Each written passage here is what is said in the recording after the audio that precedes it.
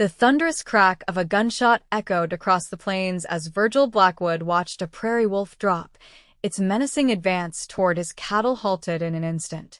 Lowering his rifle, he stood tall against the burnt orange backdrop of the setting sun, the endless Montana sky stretching above him like a canvas painted with fire and gold.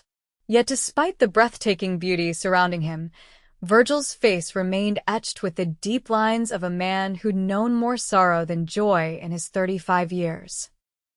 It was September 1878, and nearly 8 months had passed since influenza had swept through Cedar Ridge, claiming his beloved wife Margaret along with a dozen others from their small town.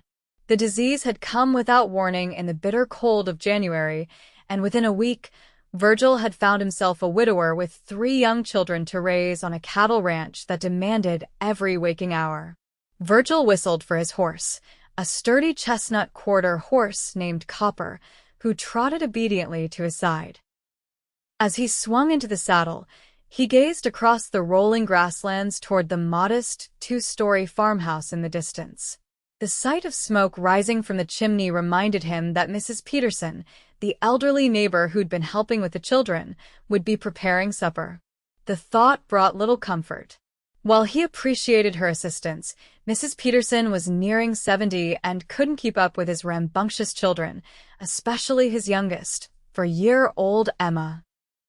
The ride back to the homestead took 15 minutes, the gentle rhythm of Coppa's hooves against the earth providing a moment of peace before the chaos that awaited him. As the house grew closer, Virgil could see his oldest, 10-year-old James, chopping kindling near the woodpile, while 7-year-old Thomas chased a chicken around the yard. "Pause back," James called out, dropping the axe and running toward him. Virgil dismounted, catching James in a one-armed embrace while keeping hold of Coppa's reins. "You been helping Mrs. Peterson like I asked?" James nodded solemnly. "Yes, sir. But Emma's been crying something fierce all afternoon." Virgil sighed, leading Copper toward the barn. "Where is she now?" "Inside with Mrs. Peterson. She's trying to get her to eat something." After settling Copper in his stall with fresh hay and water, Virgil made his way to the house, pausing to scoop up Thomas, who had abandoned his chicken chase to greet his father. "I almost caught her, Pa. The spotted one," Thomas exclaimed, his blue eyes so like his mother's wide with excitement. "Next time, son," Virgil replied, setting the boy down as they reached the porch. "Now go wash up for supper." The moment Virgil stepped through the door, Emma's wails reached his ears. The sound cut through him like a knife, a painful reminder of his inadequacy as both mother and father to his children. In the kitchen, Mrs. Peterson stood bouncing Emma on her hip, the elderly woman's face flushed with exertion. "Thank the Lord you're back, Mr. Blackwood," she said, relief evident in her voice. "She's been inconsolable for hours." Virgil took his daughter into his arms, her tiny body still shaking with sobs. "What's the matter, little one?" he murmured, brushing back her dark curls Margaret's curls. "I want Mama," Emma hiccuped, burying her face against his neck. The words, spoken so innocently, twisted in Virgil's chest. "I know, darling," he whispered, unable to offer more. Mrs. Peterson busied herself at the stove. "Supper's nearly ready. I've made a stew with some of that venison you brought in yesterday." "Thank you, Mrs. Peterson," Virgil said, gently rubbing Emma's back as her cries subsided to whimpers. "I appreciate your help today." The elderly woman wiped her hands on her apron. "Mr. Blackwood, I need to speak with you about something important." She glanced meaningfully at Emma, indicating the conversation wasn't for little ears. Virgil nodded, setting Emma down. "Go find your brothers and tell them to wash up, princess." Once Emma had left the kitchen, Mrs. Peterson turned to him with a grave expression. "I'm afraid I can't continue helping with the children, Mr. Blackwood. My daughter in Helena has taken ill, and she needs me to care for her family. I'll be leaving on tomorrow's stage." Virgil felt as if the floor had dropped from beneath him. "For how long?" "I don't rightly know." Could be weeks, could be months. She placed a sympathetic hand on his arm. You need someone younger, Mr. Blackwood. Someone who can keep up with those children. There isn't anyone else in Cedar Ridge who can help, Virgil said, desperation creeping into his voice. Not with harvest coming. Mrs. Peterson hesitated. Well, there is one possibility. The new schoolteacher arrived in town yesterday. Miss Violet Turner. She's staying at the boarding house until the schoolhouse living quarters are ready. She paused. She seems a capable young woman. Perhaps she might be willing to help, at least until you can make other arrangements. Virgil ran a hand through his dark hair, streaked prematurely with gray at the temples. A schoolteacher? What would a proper schoolteacher want with a struggling rancher and his wild children? She'd never agree to it, he muttered. You won't know until you ask, Mrs. Peterson replied firmly. The school term doesn't start for another 2 weeks. And even then, she might be willing to help in the afternoons and evenings. Before Virgil could respond, the children burst into the kitchen, bringing with them the noise and energy that both exhausted and sustained him. As he looked at their faces, James trying so hard to be the man of the house, Thomas with his mischievous spirit, and little Emma, who barely remembered her mother, Virgil knew he had no choice. He would have to swallow his pride and ask for help. The next morning dawned crisp and clear, the first hints of autumn coloring the landscape. After ensuring Mrs. Peterson was comfortably situated on the eastbound stage to Helena, Virgil left the children with Mr. Wilson, the elderly shopkeeper, promising to return within the hour. Cedar Ridge was a modest settlement, boasting a main street with a general store, saloon, small hotel, church, and newly constructed schoolhouse. The boarding house stood at the end of the street, a well-maintained 2-story building run by widow Martha Jenkins. Virgil tied copper to the hitching post, adjusted his hat, and brushed dust from his worn denim pants. He rarely came to town unless necessary, preferring the solitude of his ranch to the pitying glances of townsfolk who knew his tragedy. Mrs. Jenkins answered his knock promptly, her eyebrows rising in surprise at finding Virgil Blackwood on her doorstep. Well, this is unexpected, she said. What brings you to town, Mr. Blackwood? I'm looking for the new schoolteacher, Miss Turner. I was told she's boarding here. Mrs. Jenkins nodded, opening the door wider. She's taking breakfast in the parlor. Come in. Virgil removed his hat as he stepped inside, feeling immediately out of place in the tidy, feminine surroundings. He followed Mrs. Jenkins to the parlor entrance where she announced, Miss Turner, you have a visitor. Mr. Virgil Blackwood from the North Ridge Ranch. The woman who looked up from her book was not what Virgil had expected. He'd imagined someone older, stern-faced, and spectacled.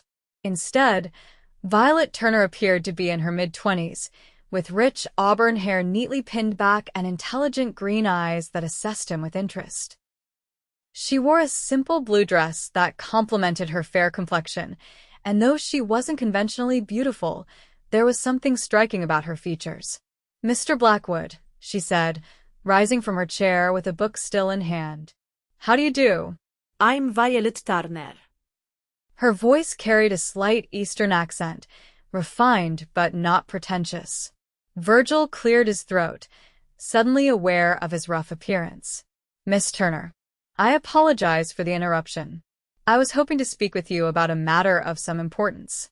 Mrs. Jenkins discreetly withdrew, leaving them alone in the parlor. Miss Turner gestured to a chair opposite hers. Please sit down.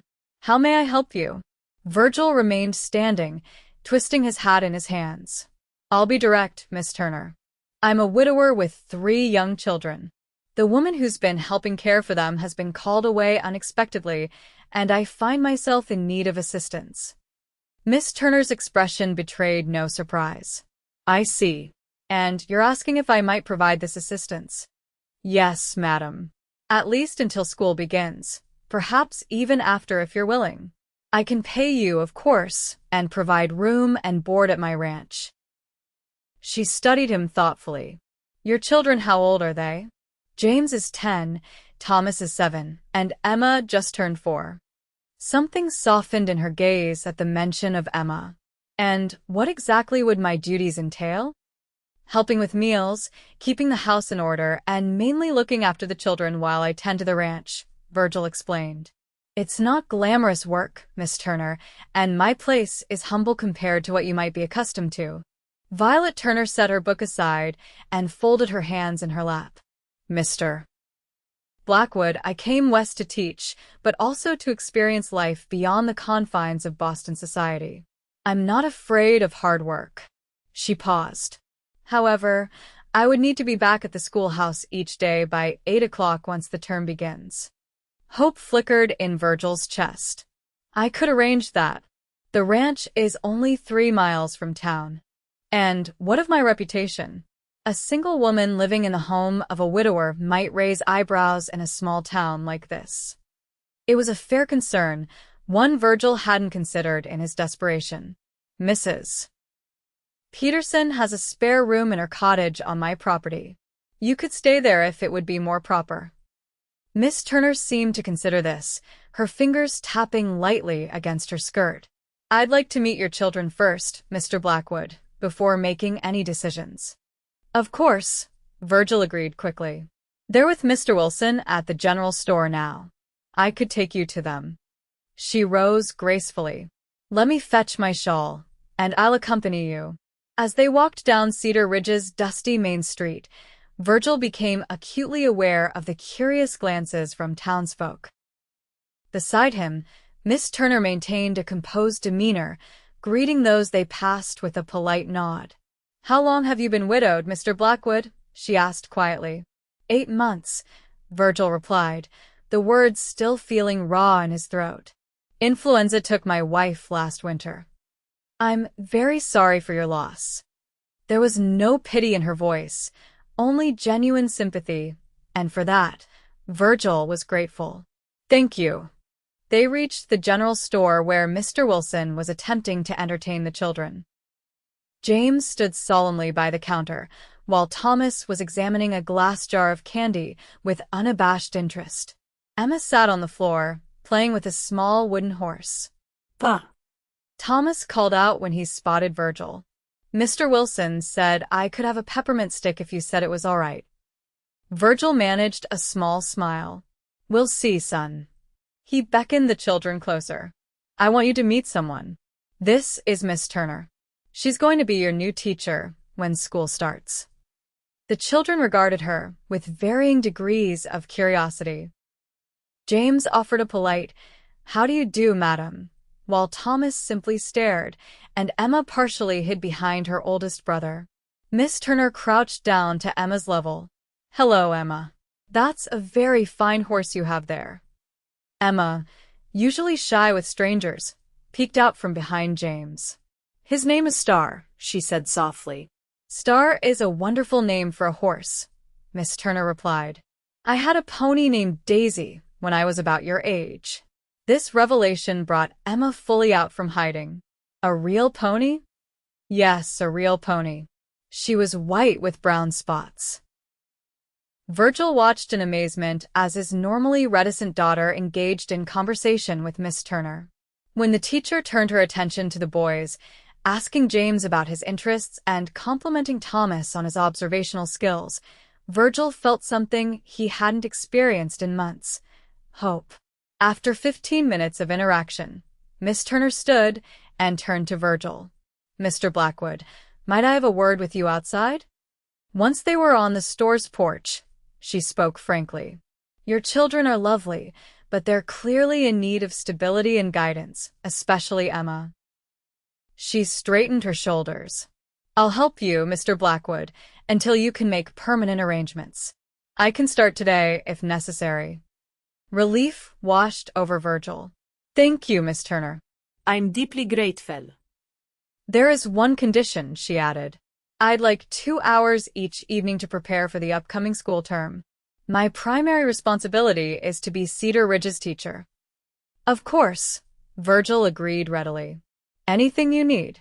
As they returned inside to collect the children, Virgil couldn't help but wonder what Margaret would think of this arrangement.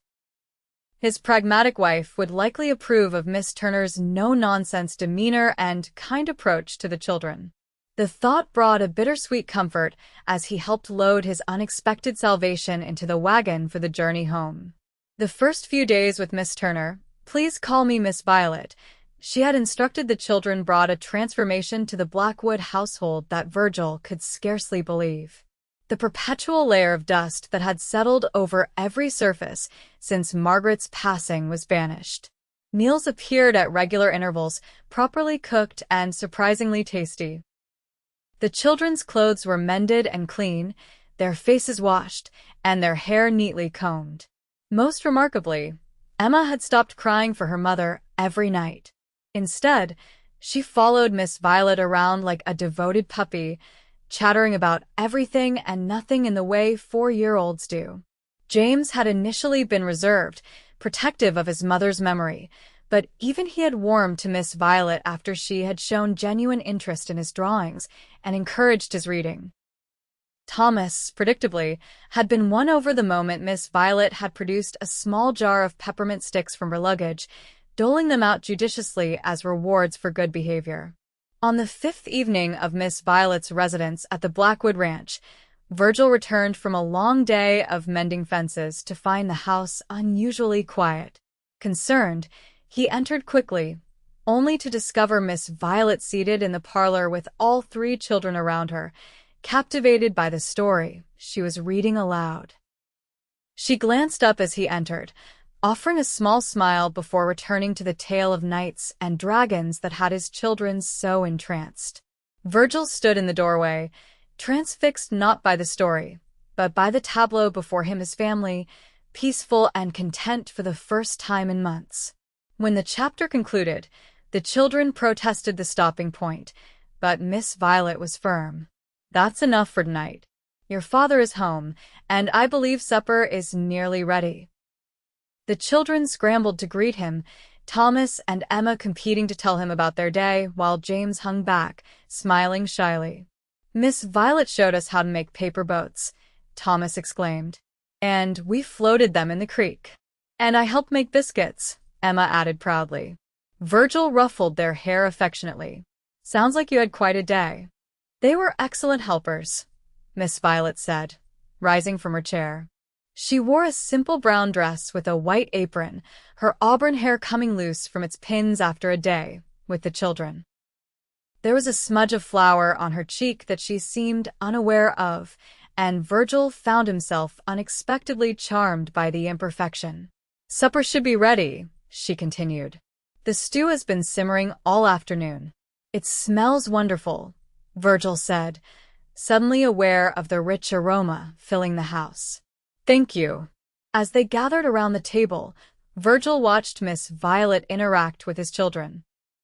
She was patient but firm, correcting Thomas's table manners with a gentle reminder rather than a sharp rebuke, praising Emma for eating her vegetables without complaint, and engaging James in conversation about the book they'd been reading.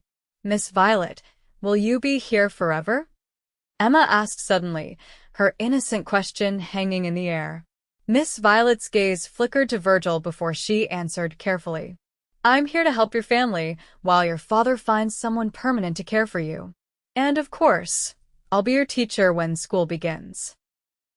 "But why can't you be the permanent one?" Thomas pressed, a frown forming on his freckled face. "That's enough questions," Virgil interjected. "Miss Violet has her own life and responsibilities in town."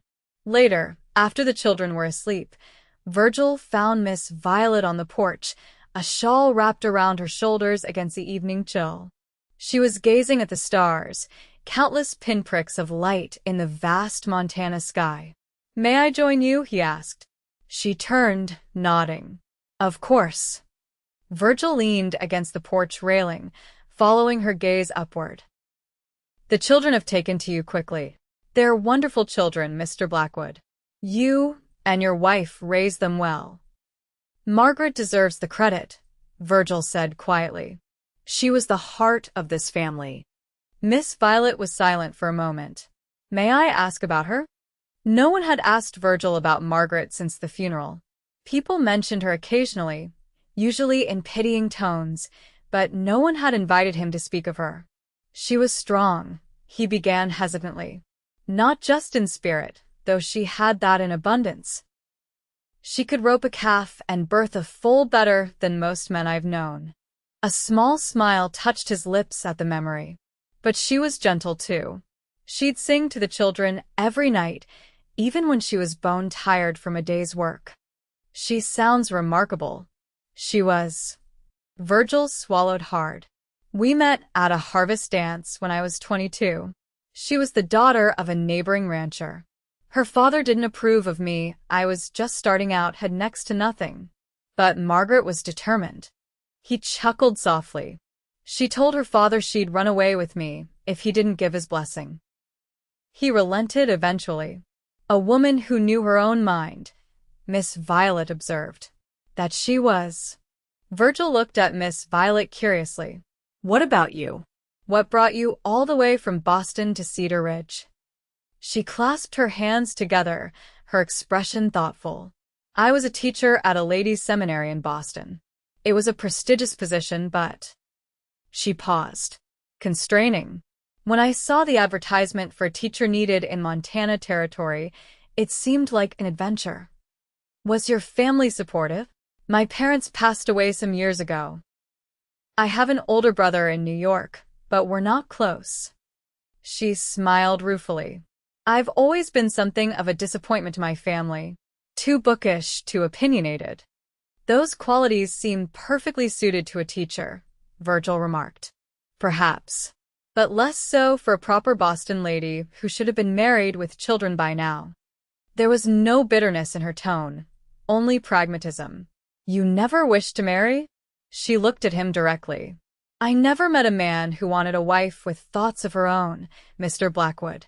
Most men in my circle wanted an ornament, not a partner. The statement surprised Virgil. Margaret had been his partner in every sense of the word, her opinions and intelligence as valuable to him as her strength and compassion. Then the men of your acquaintance were fools, he said simply.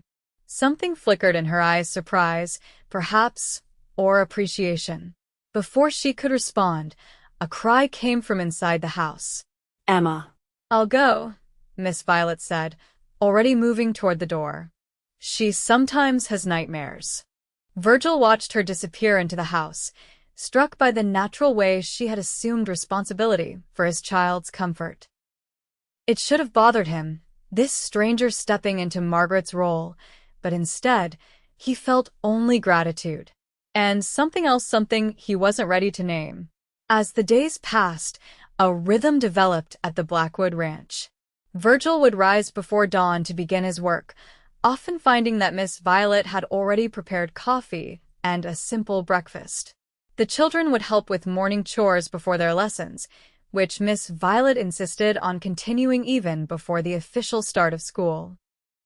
In the afternoons, while Virgil worked with his small herd of cattle or tended to the endless tasks of maintaining the ranch, Miss Violet would involve the children in age-appropriate chores, interspersed with walks to the creek, reading sessions, or simple games. Evenings were spent together as a family, with Miss Violet retiring to Mrs. Peterson's cottage after the children were in bed, using the time for her promised preparation for the upcoming school term. 2 weeks after Miss Violet's arrival, Virgil found himself watching her from the barn doorway as she hung laundry on the line, Emma helping by handing her clothespins. The sight stirred something in him, a longing not just for what he had lost, but for what might be possible again. The thought startled him so profoundly that he dropped the pitchfork he was holding, the clatter causing both Miss Violet and Emma to look his way. Pa. Emma called, waving enthusiastically. We're hanging the washing. I see that, Princess, he called back, forcing a smile. Miss Violet's gaze lingered on him, a question in her eyes that he wasn't ready to answer. He retreated into the barn, chastising himself for the direction of his thoughts. Miss Violet was an educated woman from a refined background, temporarily helping a struggling rancher and his motherless children. Nothing more. That evening, as Virgil sat on the porch steps mending a bridle by lantern light, he heard the soft sound of the cottage door opening. Miss Violet emerged, a shawl wrapped around her shoulders despite the mild evening. "May I join you?" she asked, echoing his words from nights before. Virgil nodded, setting aside his work. "Couldn't sleep? I've finished my preparation for tomorrow's first day of school," she explained, settling beside him on the step. "My mind is too active for sleep just yet." "Are you nervous about tomorrow?" "A little," she admitted. "Though I've taught before, this is different. In Boston, I taught young ladies from privileged families. Here, I'll have children of all ages and backgrounds." "You've done well with my 3, Virgil offered. "James is reading books I didn't tackle until I was nearly grown." She smiled at the compliment. "James is exceptionally bright. All your children are." They fell into a comfortable silence, the night sounds of crickets and distant coyotes filling the air. Finally, Miss Violet spoke again. "Mr. Blackwood, I've been meaning to discuss something with you." Virgil tensed, fearing she was about to announce her departure now that school was beginning. "Yes. With school starting tomorrow, my time here will necessarily be limited. I'll need to be at the schoolhouse early and won't return until late afternoon." She hesitated. "I'm concerned about Emma particularly. She's too young for school, and I worry about her being alone while you work and the boys are in town with me." Relief flooded through him. She wasn't leaving.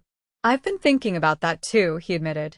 "I could ask Mrs. Wilson to watch her during school hours, but she's not much younger than Mrs. Peterson."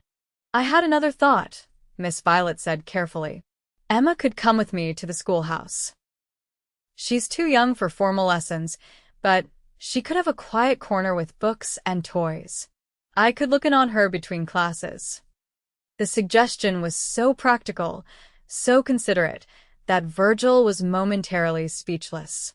"You wouldn't mind having her underfoot?" "Not at all.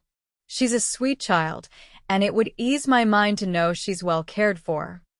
"Thank you," Virgil said, the words inadequate for the gratitude he felt. "For everything you've done for us these past weeks." Miss Violet looked down, her profile illuminated by the soft glow of the lantern. "It's been my pleasure, truly. Your children have brought joy to my days. And you to theirs," Virgil replied softly. "They're happier than they've been since." He couldn't finish the sentence. "Since their mother died," Miss Violet completed gently. "It's all right to say it, Mr. Blackwood. Acknowledging her absence doesn't diminish her memory." Something in her understanding tone broke through a wall Virgil had carefully constructed around his grief. "I don't know how to do this without her," he confessed, the words rushing out before he could stop them. "Every day, I make 100 decisions she should be making. Every night, I lie awake wondering if I'm ruining those children." Miss Violet's hand came to rest lightly on his forearm. "You're not ruining them. They're thriving, Mr. Blackwood. They're loved and cared for, and that's what matters most." The simple touch of her hand, warm through the fabric of his shirt, anchored him. "Virgil," he said suddenly. "Please call me Virgil. Mr. Blackwood makes me feel like my father." A small smile curved her lips. Virgil, then. "And you may call me Violet when the children aren't present. I should maintain some formality as their teacher." "Violet," he repeated, testing the name. It suited her, delicate yet resilient, like the wildflowers that bloomed in the harshest conditions across the Montana plains. They talked for another hour, the conversation flowing easily between them. Virgil learned that she had studied at a women's college in Massachusetts, that she played the piano but not well, and that she had always dreamed of seeing the Rocky Mountains. In turn, he told her about growing up on a farm in Missouri, about his journey west after the war, and about his dreams for the ranch, dreams that had faltered but not died with Margaret. When they finally said goodnight, Virgil watched Violet walk back to the cottage, her figure silvered by moonlight.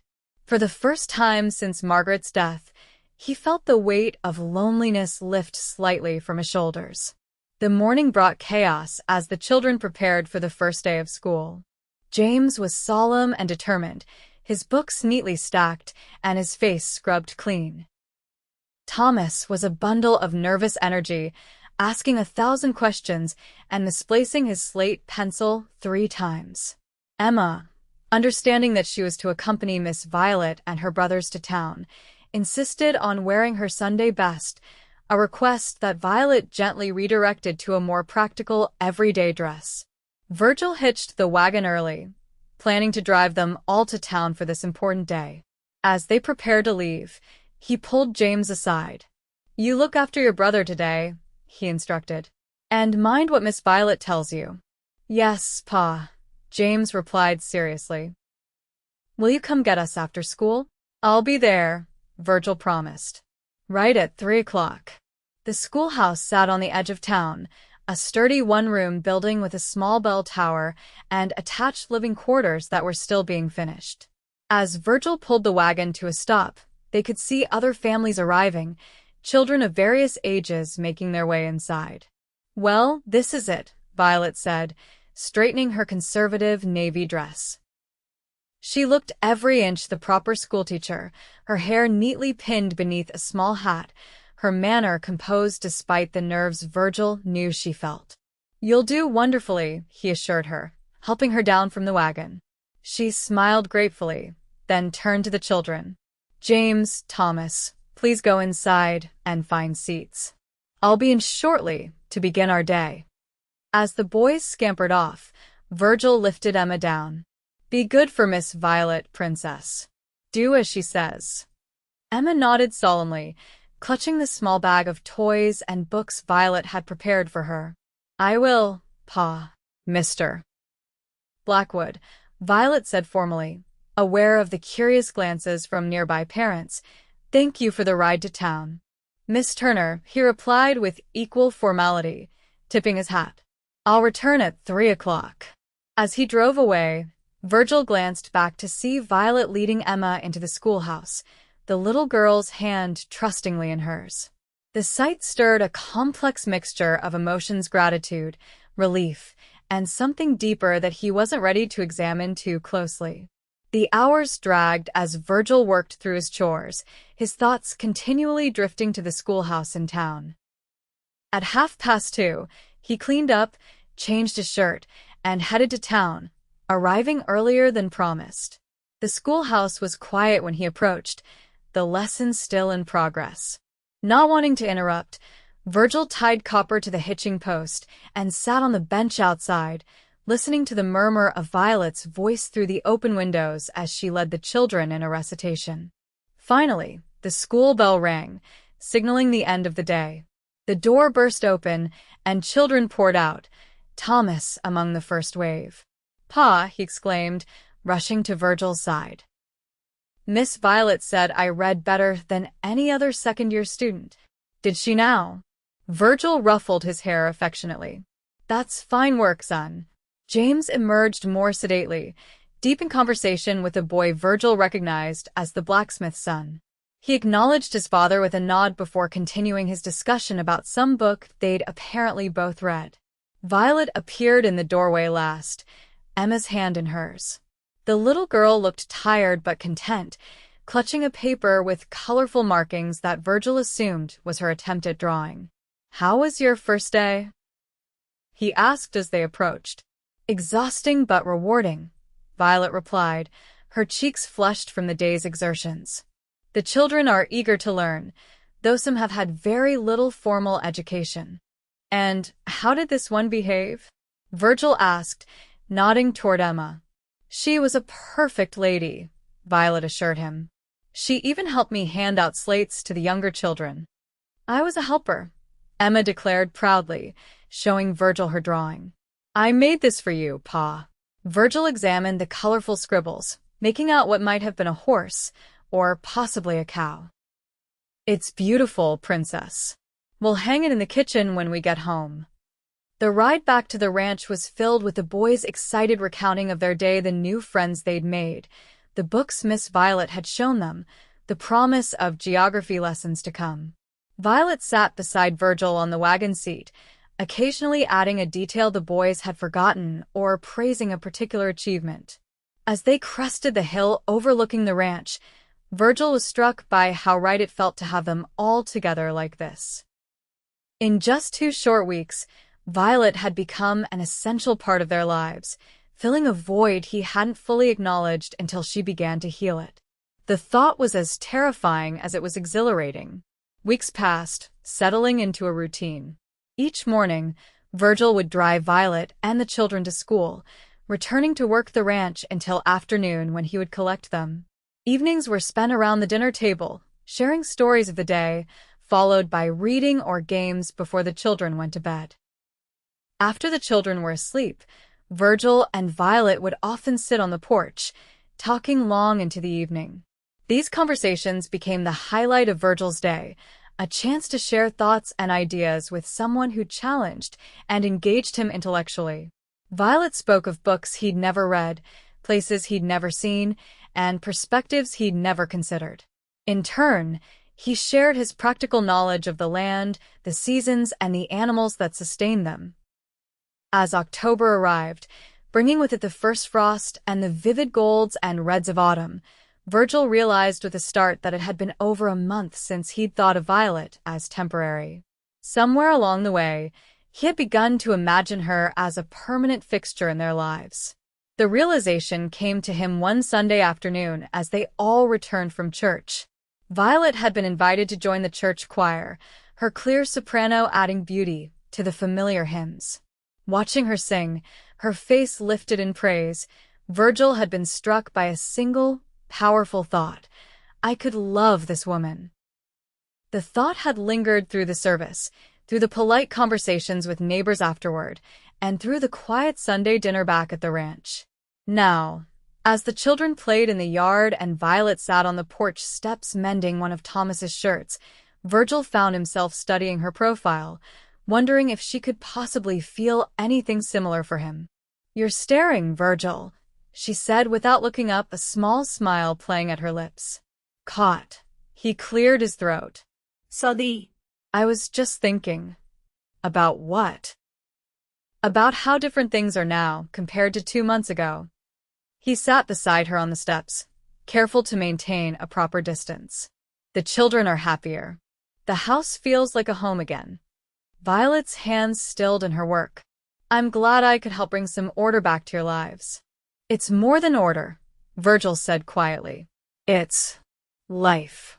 You've brought life back to this place, Violet. She looked up then, her green eyes meeting his. The life was always here, Virgil. In you and the children. Perhaps I just helped you remember how to live it. The moment stretched between them, charged with unspoken emotions. Virgil found himself leaning slightly toward her, drawn by an invisible force. Miss Violet. Emma's voice shattered the moment as she came running around the corner of the house. Look what I found. Violet turned her attention to the child, examining the colorful leaf Emma had discovered with appropriate enthusiasm. Virgil stood, using the interruption to collect himself. What had he been thinking? Violet was an educated woman from a refined background, not someone who would choose a life on a struggling cattle ranch with a widower and his 3 children. That evening, after the children were asleep, Virgil remained in the barn, using the excuse of a lame horse to avoid the usual porch conversation with Violet. He needed time to get his emotions under control, to remember the boundaries of their arrangement. He was mucking out a stall when he heard the barn door open. Turning, he saw Violet silhouetted in the doorway, a lantern in her hand.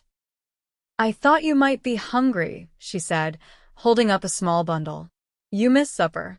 Thank you, he replied, setting aside the pitchfork and wiping his hands on a rag. You didn't have to come out here. I was concerned, she admitted, stepping further into the barn. It's not like you to miss a meal with the children. Virgil accepted the bundle, finding bread, cheese, and a slice of apple pie inside. I needed to tend to Copper. He seemed off this afternoon. Is he all right? Just a stone bruise on his hoof. He'll be fine in a day or 2. Violet glanced around the barn, her gaze lingering on the ordered arrangement of tools and equipment. You keep everything so neat. It's impressive. My father taught me that a well-ordered barn makes for a well-ordered life, Virgil said, unwrapping the bread. He was a stickler for having everything in its place. Was he a rancher too? A farmer. We had land in Missouri, mostly corn and wheat. Virgil leaned against a post. He would have thought raising cattle was a fool's errand. Yet here you are, Violet observed. Why cattle instead of crops? Land's different here. Better suited for grazing than planting. He took a bite of bread. And I suppose I wanted something different from my father's life. Violet nodded, understanding in her eyes. We all seek our own paths eventually. What about your parents? Virgil asked. What would they think of their daughter teaching in a one-room schoolhouse in Montana Territory? A shadow crossed her face. My father would be horrified. He believed a woman's education should be ornamental, not practical. Teaching was barely acceptable for a spinster with no other prospects, but certainly not a choice for a Beacon Hill daughter. And your mother? She might have understood eventually. She had a quiet strength about her. Violet smiled sadly. She died when I was 19. My father followed 3 years later. I'm sorry, Virgil said softly. It's hard, losing parents young. Yes. She hesitated. Virgil, there's something I should tell you. The serious tone of her voice concerned him. What is it? Mrs. Peterson sent a letter. It arrived yesterday with the mail wagon. Violet met his gaze directly. She won't be returning to Cedar Ridge. Her daughter's family has decided to move to Oregon, and she's going with them. The news wasn't entirely unexpected, but it still landed like a stone in Virgil's stomach. Mrs. Peterson's absence meant the cottage would remain empty and, more importantly, that the tenuous propriety of Violet's presence at the ranch was in jeopardy. I see, he said finally. Have you mentioned this to anyone in town? No, of course not. She looked mildly offended at the suggestion. But people will talk eventually, Virgil. A single woman living on the property of a widower, even in a separate dwelling, is fodder for gossip. Then we have a problem, Virgil acknowledged.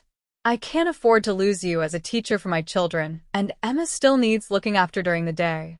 Perhaps I could move to the boarding house in town, Violet suggested, though her tone lacked conviction. Emma could stay with me there during school hours. That would mean a daily ride into town for her, sometimes in bad weather. Virgil shook his head. And you'd be paying for lodging when there's a perfectly good cottage here. They fell silent, the predicament hanging between them. Finally, Virgil spoke, the words coming before he could reconsider them. There is another solution. Violet looked at him questioningly. We could marry. The words hung in the air, as startling to Virgil as they clearly were to Violet. Her eyes widened, and for a moment, she seemed unable to speak. That's not I didn't come here to, she stammered, a blush rising in her cheeks.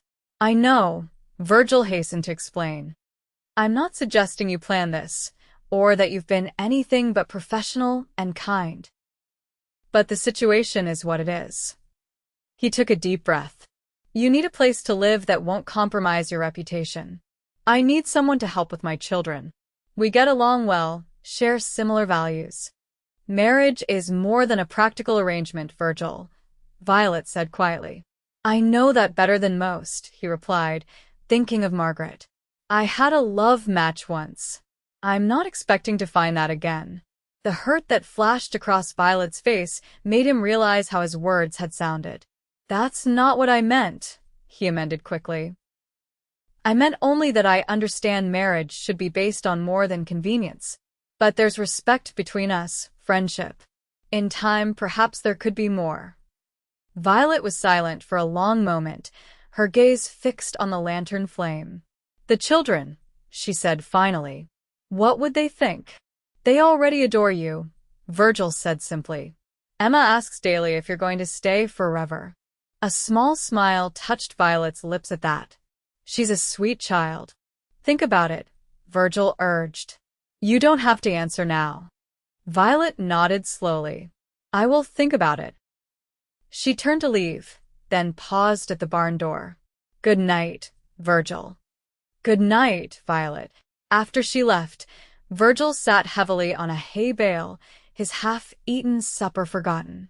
Had he just proposed marriage to a woman he'd known for less than 2 months? The idea was madness. Yet as he considered it further, he couldn't find a flaw in the logic. Violet needed a home and family.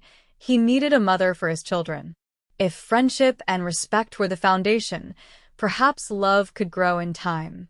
The thought of love brought Margaret's face to his mind, and with it a wave of guilt. Was he betraying her memory by considering marriage to another woman? What would you think, Margaret? He whispered to the empty barn. Would you want me to move forward, to give the children a mother again? No answer came, only the soft nickering of horses and the distant hoot of an owl. Yet somehow, Virgil felt a sense of peace settle over him. Margaret had always been practical, putting the children's needs above all else. She would want them to be happy, to be loved and cared for. With that thought, Virgil finished his meal and headed back to the house, his mind made up. If Violet agreed to his proposal, he would do everything in his power to make her happy, to be a good husband to her as he had tried to be for Margaret. Different, but no less committed. It would be enough. It had to be. 3 days passed with no mention of Virgil's impromptu proposal. Each morning, he drove Violet and the children to school. Each afternoon, he collected them. Each evening, they shared supper and family time before Violet retired to the cottage.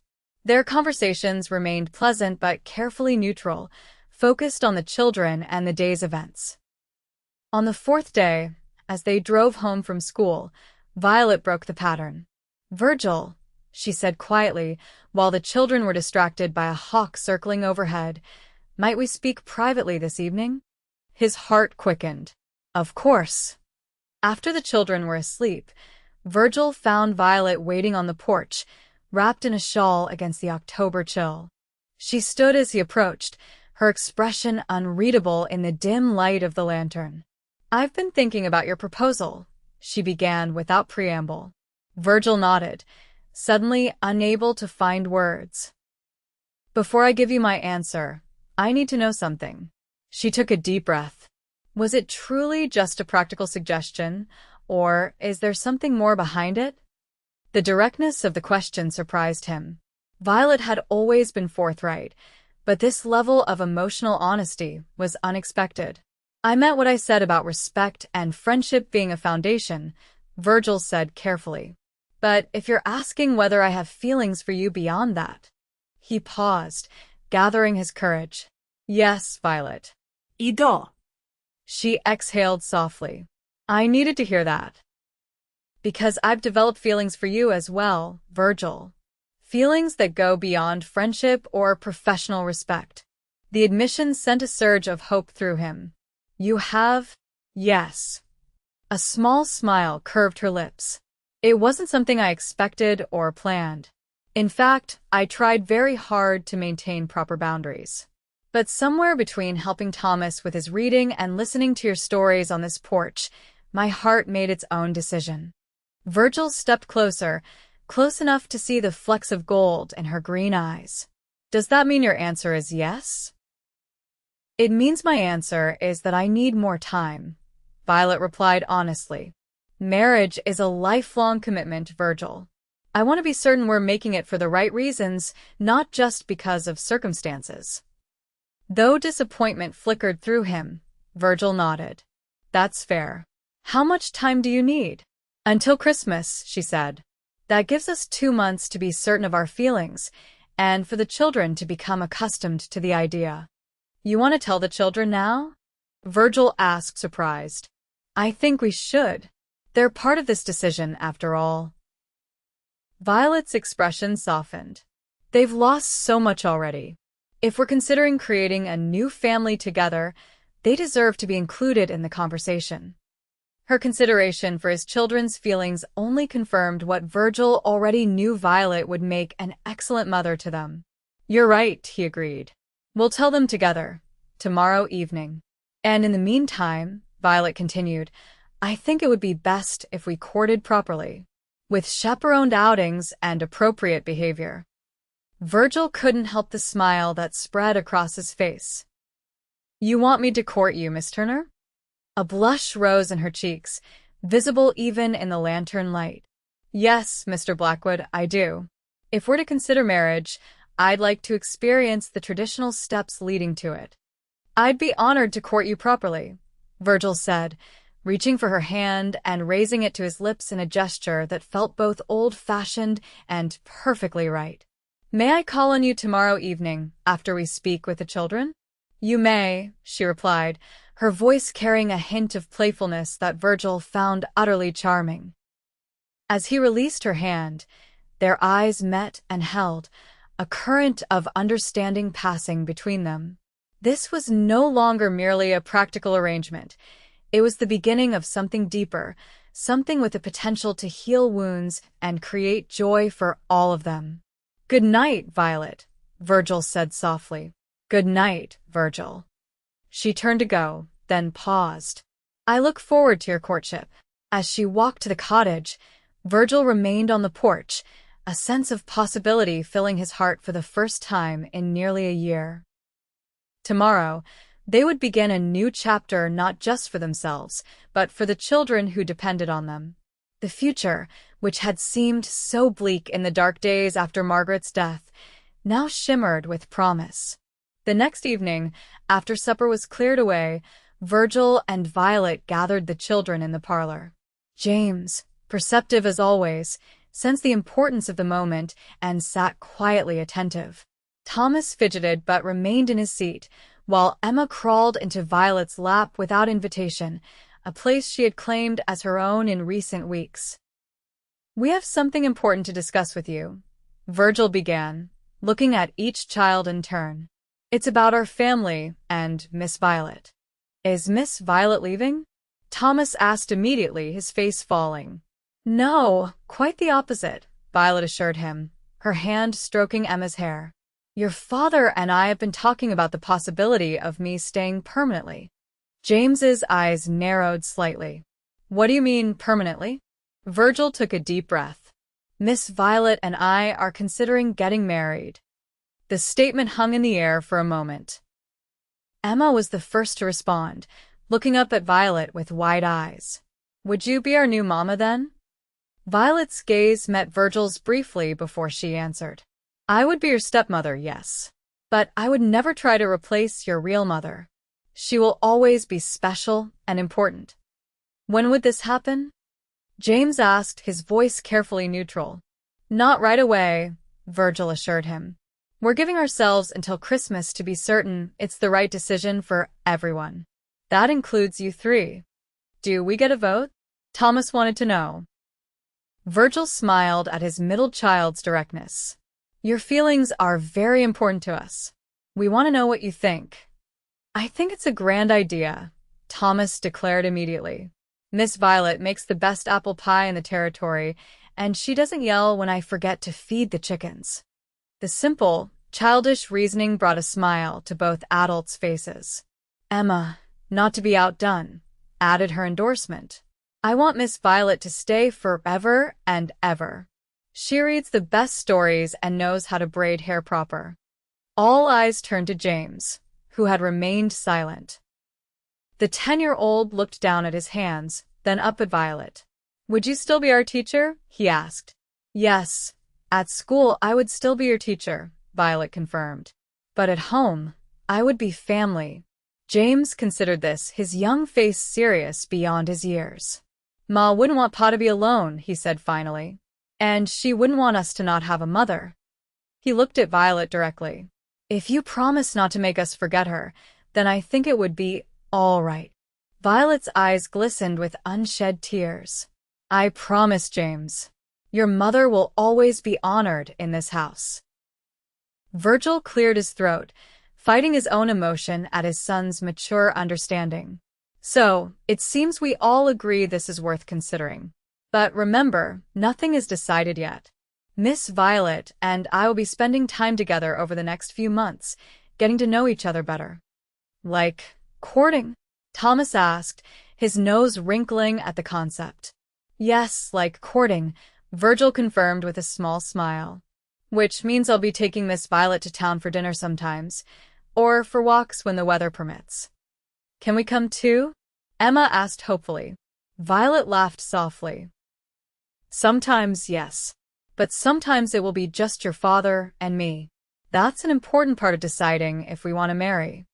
The conversation continued for a while longer, the children asking practical questions about how things might change and what would remain the same. Through it all, Virgil watched Violet's interactions with his children, her patience and honesty reaffirming his growing certainty that she was exactly what they all needed. Later that night, after the children were asleep, Virgil escorted Violet back to the cottage. The air was crisp with the promise of frost, the stars brilliant in the clear night sky. That went better than I expected, Virgil admitted as they walked. Especially with James. He's remarkably mature for his age, Violet observed. He misses his mother deeply, but he also understands the practical aspects of life. Like his father, I suppose. Virgil hesitated, then offered his arm. After a moment's pause, Violet slipped her hand through it, the simple contact warming him despite the chill. So, he said, deliberately lightening his tone, now that we're officially courting, may I call on you tomorrow evening? Perhaps a walk after supper? Violet smiled up at him, her face lovely in the moonlight. I would enjoy that very much. They reached the cottage door, and Virgil reluctantly released her arm. Good night, Violet. Good night, Virgil. She opened the door, then turned back. I'm looking forward to our courtship. As am I, he replied softly. As Virgil walked back to the main house, he found himself whistling a tune he hadn't thought of in years, a folk song his mother used to sing about new beginnings and second chances. It seemed fitting for the road that lay ahead. The courtship of Virgil Blackwood and Violet Turner became the talk of Cedar Ridge as October gave way to November. Their appearances together at church, at the general store, and at the town's modest restaurant raised eyebrows at first, but the obvious devotion Violet showed to the Blackwood children soon softened even the most judgmental hearts. Mrs. Jenkins, the boarding house owner and unofficial town gossip, was initially scandalized by the arrangement. A schoolteacher living on the property of a widower? And now they're courting? It's most irregular, she declared to anyone who would listen. But when she witnessed Virgil helping Violet down from the wagon one Sunday after church, his hand lingering respectfully on hers as the children waited patiently nearby, Mrs. Jenkins's expression softened. Well, she amended to her companion, perhaps there's something to be said for practical arrangements that develop into genuine affection. For Virgil and Violet, the courtship was a revelation. Their evening walks became cherished opportunities to share thoughts and dreams, to learn each other's histories and hopes. Virgil spoke of his time in the Union Army during the war, of his journey west afterwards seeking a fresh start, and of his first meeting with Margaret at a county fair where she had outshot him in a friendly rifle competition. Violet shared stories of her childhood in Boston, of her struggle to pursue education beyond what was considered appropriate for a young lady, and of her gradual realization that the life laid out for her by society was not the one she wanted. I was engaged once, she admitted during one of their walks, the confession coming as they paused by the creek that ran through Virgil's property. To a banker my father approved of. Charles was a good man, but he expected me to give up teaching after we married, to focus solely on being a proper wife and mother. And you couldn't do that? Virgil asked, genuinely curious. Violet shook her head. Not then. I was barely 22, just beginning to discover my own abilities as a teacher. The thought of surrendering that part of myself felt like a betrayal. She looked up at him, vulnerability in her eyes. Does that make me selfish? No, Virgil said firmly. It makes you honest. Better to recognize that before marriage than after. Charles didn't see it that way, Violet said with a rueful smile. He was quite hurt when I broke the engagement. My father was furious. It was quite the scandal in our social circle. And now here you are, considering marriage to a rough cattleman in Montana Territory, Virgil observed, a hint of self-deprecation in his tone. Violet's hand found his, her fingers warm despite the November chill. A cattleman who respects my profession, encourages my independence, and has never once suggested I should be anything other than who I am. She squeezed his hand gently. There's nothing rough about that, Virgil. The simple statement, delivered with such quiet conviction, struck Virgil to his core. Margaret had loved him fiercely, had been his partner in every sense, but she had never articulated what made their relationship work the way Violet just had. Perhaps it was Violet's education, or perhaps it was simply her nature to analyze and understand the deeper currents of human interaction. Whatever the reason, Virgil found himself increasingly drawn to her thoughtful perspective, her quiet strength, and her unwavering dedication to his children. As November progressed, bringing the first snow and the preparations for Thanksgiving, Virgil and Violet settled into a comfortable rhythm.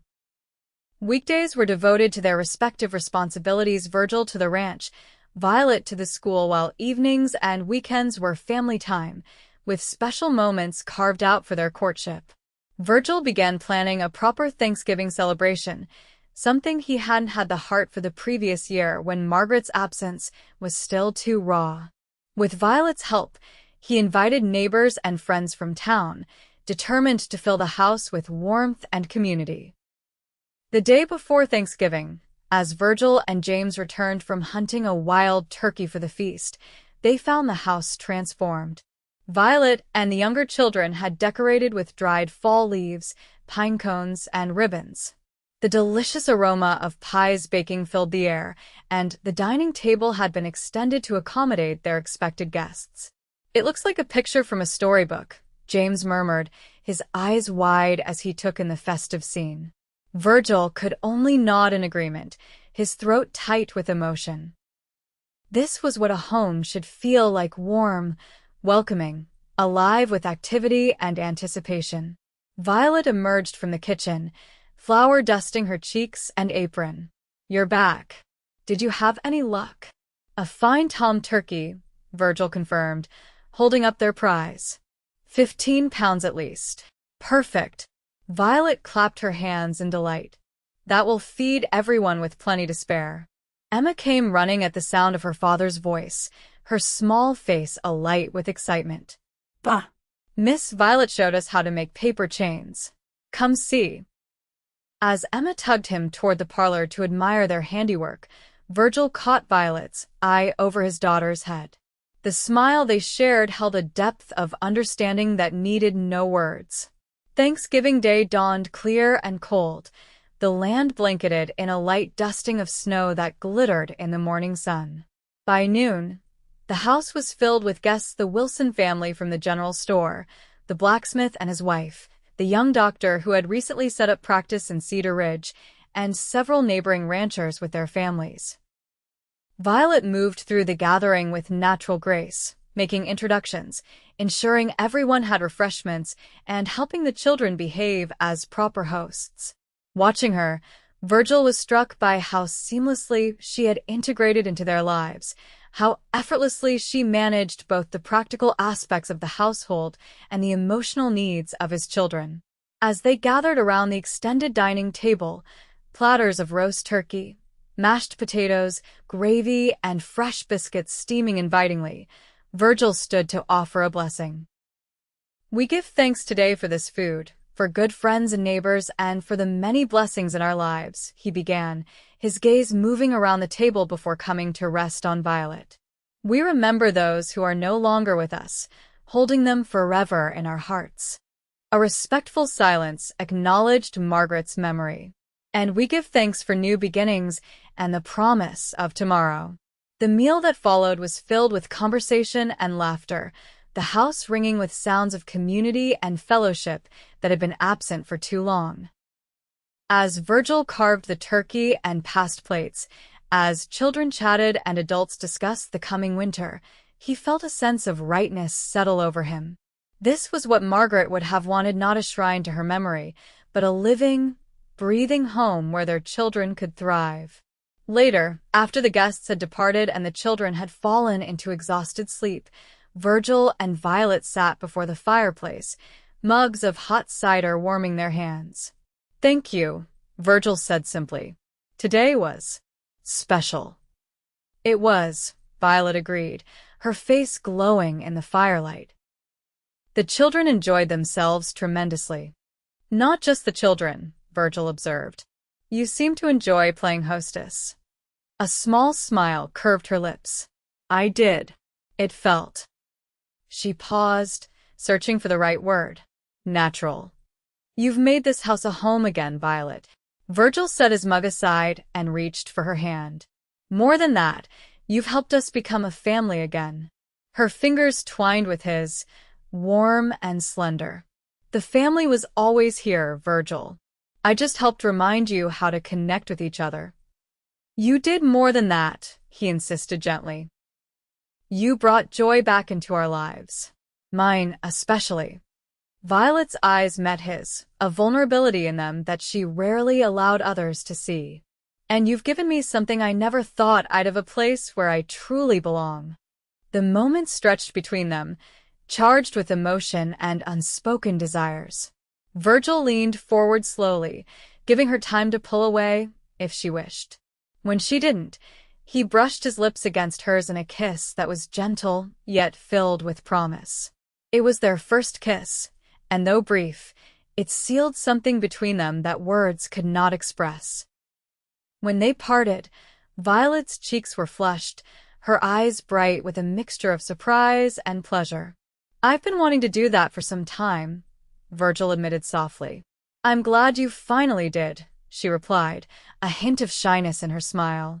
They sat together a while longer, the firelight painting the room in warm hues, their hands still entwined. No further words were needed. The connection between them had deepened, moving beyond friendship and respect into something richer and more profound. As the weeks passed, Virgil and Violet's courtship flourished despite the challenges of winter on the Montana frontier. December brought heavy snows that sometimes made the journey to town impossible, forcing Violet to cancel school on the worst days. During these snowbound periods, the Blackwood home became a place of learning, with Violet conducting lessons for the children in the warm kitchen while bread baked in the oven. Virgil found himself increasingly drawn to these domestic scenes, often pausing in his work to watch through the window as Violet patiently explained arithmetic to Thomas or helped James with a particularly challenging passage from Dickens. She had a natural gift for teaching, adapting her approach to each child's learning style with an intuition that impressed him deeply. With Emma, Violet was especially gentle, understanding the little girl's need for maternal affection while never attempting to replace Margaret in her heart. She would sit for hours with Emma on her lap, reading stories, teaching simple needlework, or simply stroking her hair as the child drifted to sleep. One evening in mid-December, as a blizzard howled outside, the family gathered in the parlor. Violet had been reading A Christmas Carol to the children, her expressive voice bringing Dickens's characters to life. When she reached a natural stopping point, she closed the book despite the children's protests. "That's enough for tonight," she said firmly. "It's nearly bedtime." "But we want to know what happens to Tiny Tim," Thomas objected. "Tomorrow," Violet promised. "We'll read more tomorrow." As the children reluctantly prepared for bed, Virgil helped Violet collect the cups of hot chocolate they had enjoyed during the reading. Their hands brushed as they reached for the same cup, and Virgil felt the now familiar flutter in his chest to her touch. "You're wonderful with them," he said softly. "They hang on your every word." Violet smiled, a hint of color in her cheeks. Dickens deserves the credit. His stories captivate children and adults alike. "It's not just the stories," Virgil insisted. It's you. The way you connect with them, understand what they need. She looked up at him, her expression softening. They make it easy. They're remarkable children, Virgil. Their mother deserves most of the credit for that, he said, a familiar pang of grief touching him, though less sharply than before. Yes, she does. Violet agreed, without hesitation. And so do you. They reflect your values, your strength. The simple acknowledgement of his role in his children's character touched Virgil deeply. He reached for Violet's hand, drawing her closer. Christmas is less than 2 weeks away, he said quietly. Yes, she replied, understanding the significance. Have you had enough time to consider my proposal? Virgil asked, his heart racing despite his outwardly calm demeanor. Violet's green eyes held his steadily. I have. And the single word carried all his hopes and fears. A smile spread across her face, radiant and sure. My answer is yes, Virgil. I would be honored to become your wife and a mother to your children. Joy surged through him, pure and powerful. Virgil drew her into his arms, kissing her with all the emotion he had carefully restrained during their courtship. Violet responded with equal fervor, her arms twining around his neck. When they finally parted, both breathless, Virgil rested his forehead against hers. When, he asked simply. After Christmas, Violet replied. Perhaps New Year's Day? It seems fitting to begin our life together at the start of a new year. New Year's Day, Virgil agreed, his voice rough with emotion. I'll speak to Reverend Collins tomorrow, weather permitting. And I'll write to my brother in New York, Violet added. He won't come, but he should know. Virgil caressed her cheek gently. Are you certain, Violet? A cattle ranch in Montana is a far cry from Boston society. Her eyes met his, clear and unwavering. I've never been more certain of anything in my life, Virgil. This is where I belong with you, with the children, in this home we're building together. The conviction in her voice dispelled any lingering doubts he might have harbored. This was no mere practical arrangement. It was a choice made from love, a commitment based on genuine affection and shared values. I love you, Violet Turner, Virgil said, the words coming easily now that he had allowed himself to acknowledge the depth of his feelings. And I love you, Virgil Blackwood, she replied, her smile illuminating the room more brightly than the crackling fire. More than I ever thought possible. Their second kiss sealed the promise between them, a testament to the healing power of love and the possibility of new beginnings even after profound loss. The news of their engagement spread quickly through Cedar Ridge, met with general approval and good wishes. The children, when told officially the next morning, responded with varying degrees of enthusiasm. Emma, with unrestrained joy, Thomas, with practical questions about whether this meant more desserts, and James with a solemn nod that conveyed his acceptance more eloquently than words. As Christmas approached, the Blackwood home buzzed with preparations for both the holiday and the upcoming wedding. Violet insisted on maintaining her residence in the cottage until after the ceremony, a propriety that amused Virgil, but which he respected. The wedding itself was planned as a simple affair, to be held in the Cedar Ridge Church, with a celebration afterward at the ranch. Invitations were extended to friends and neighbors, and despite the winter weather, acceptances arrived quickly. On Christmas Eve, as snow fell gently outside, the family gathered around the small pine tree Virgil and the boys had cut from their property. Decorated with paper chains, pine cones, and a few precious glass ornaments that had belonged to Margaret, the tree glowed with the light of carefully placed candles. Before we exchange gifts, Virgil announced, I have something special for Miss Violet. The children watched with interest as Virgil reached into his pocket and withdrew a small velvet pouch. Kneeling before Violet, who sat in the rocking chair near the fire, he opened the pouch and removed a delicate gold ring set with a small but perfect pearl. This was my grandmother's, he explained, his voice soft with reverence. My mother gave it to me before she died, saying I should give it to the woman who would be my partner in life. Margaret had her own family ring, so this has been waiting for the right moment. Tears glistened in Violet's eyes as Virgil took her hand. With this ring, I pledge my love and fidelity to you, he said, sliding it onto her finger. Not just as my wife, but as the mother of our children and the keeper of our home. It's beautiful, Violet whispered, admiring the way the pearl caught the firelight. I will treasure it always. Emma clapped her hands in delight. It's like in the fairy stories. The princess gets a magic ring. The adults exchanged amused glances at the child's romantic interpretation.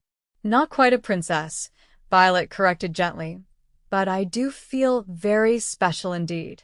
The gift exchange that followed was modest but heartfelt. Violet had knitted scarves for each of the children in their favorite colors and a warm wool sweater for Virgil. The children had made simple gifts with her help: a carved wooden bookmark from James, a decorated tin cup from Thomas, and a somewhat lopsided sampler from Emma that read "Our Family" in uneven stitches. Virgil's gifts were practical but thoughtful: a new slate and pencils for James, a pocket knife for Thomas, with strict instructions about its use, and a porcelain doll for Emma that he had ordered specially from Helena. For Violet, in addition to the ring, he had commissioned a portrait of the children from a traveling photographer who had passed through Cedar Ridge in November. So you'll always have them with you, even when you're at the schoolhouse, he explained as she unwrapped the framed photograph. Violet traced the children's faces in the portrait, her expression tender. This is precious beyond words, Virgil. Thank you.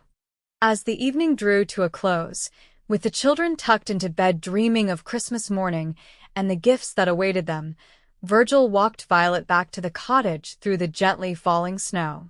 1 week, he said, brushing a snowflake from her cheek. 1 week until you're my wife. It seems both an eternity and no time at all, Violet replied, her breath forming small clouds in the cold air. Under the star-filled sky, with the land hushed beneath its blanket of snow, they shared a kiss that promised a lifetime of tomorrows, of challenges met together, of joys multiplied by sharing, of a love built on respect and understanding. Merry Christmas, my love, Virgil whispered against her lips.